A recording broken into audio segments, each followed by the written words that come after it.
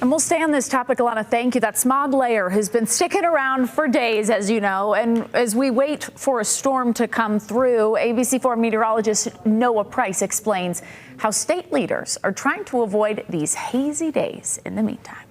Inversions are something we cannot control. They are something the Salt Lake Valley deals with all the time. But what we can control is our habits and what we contribute the most.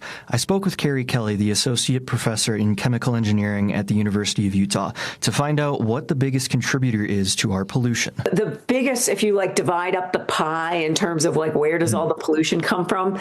So the biggest piece of the pie is all the transportation. So anything with wheels, tracks, wings. So that is the biggest piece of the pie. And so whatever we can do to reduce those emissions is really important.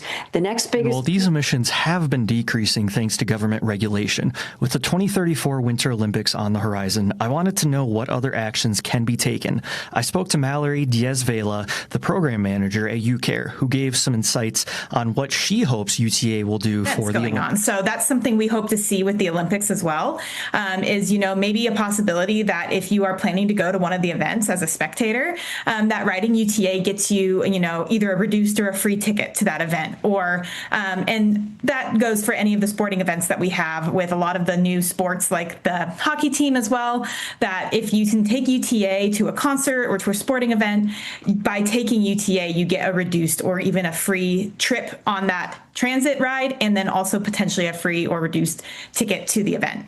But even though these steps may not be easy, she says you should still be proud of the small differences you can realize make. That with the Olympics coming, with our state getting more attention, that to be a true Utahn, to feel like you are really a resident of this state, that you should feel excited and proud of taking daily actions that help one of our state's biggest issues with air quality.